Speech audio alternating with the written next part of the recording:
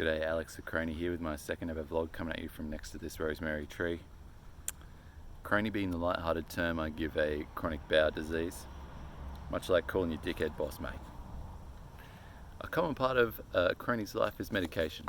You've got the long-term medication that helps keep symptoms under wraps. Then you've got the short-term medications that act as an interventionary measure to help things from spiraling out of control. Now, one short-term medication that we're all familiar with would be antibiotics, sworn nemesis of the probiotic. Chances are you've had to use them in your life, and chances are they've done a lot of good. But with repeated use of antibiotics, it can really have a negative effect on the gut microbiome.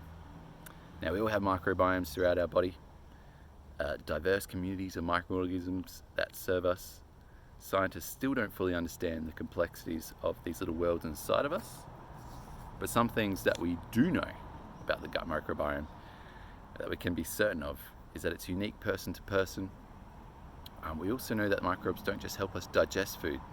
Now, they've evolved with us over millions of years and are crucial for immunity and other important roles all over the body. Now, antibiotics aren't exactly skilled assassins, likely destroying the good with the bad, without discrimination.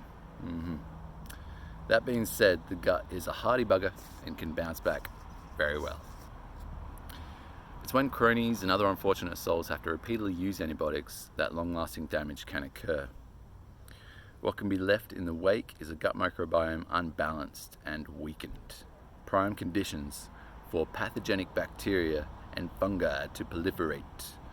One such suspect being the terrifying and terribly tenacious Clostridium difficile. I experienced the wrath of C. diff back in 2012.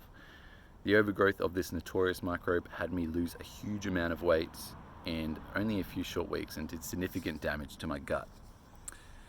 Now, the crazy thing is, the very thing that we use to treat C. diff can also be the cause of it. Antibiotics. That's right. Now, to get to the point of today's vlog, poop transplants. Poop transplants. Where healthy poop is taken from a donor, blended up with some saline solution, and made into a delicious smoothie. Not really. It's more like transplanted via colonoscopy or enema. Think about all the probiotic products out there, like tablets, drinks, fermented foods. The poop transplant shits over all of them. It is the ultimate probiotic, an incredibly potent blend and delivered straight to the source. Thanks to my mum and her keen Googling skills, I ended up having one at the Center of Digestive Diseases back in 2012 after the antibiotics failed a few times. The strangest thing about the whole experience was that I didn't know the donor.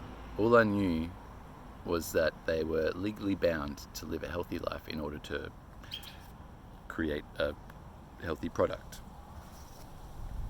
Now, it's not like giving a heart transplant. What's being given isn't necessarily as vital to the giver, but it can be just as important to those who receive the healthy nuggets. I know if I ever got the opportunity to meet my donor, I would give them a big hug and shake their hand and exchange some nice words with them. Absolutely. Crohn's disease is icky, and over the years it has really affected my mental space and made me think weird things, not to mention all the weird stuff that happens with your body. When I was working in the butcher shop, professional athletes would regularly come in, cricketers, footy players, soccer players, basically the epitome of healthy.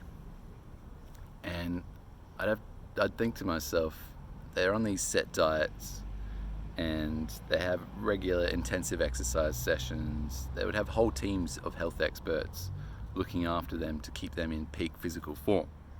And I'd be serving them as best as I can, all the while just unable to kick this weird thought from the back of my mind. A little nagging thought.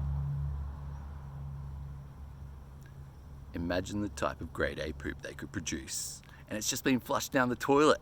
How do you even approach that conversation? Do I just follow them to the toilet with a doggy bag? Anyway, that's my second vlog. Have a lovely week.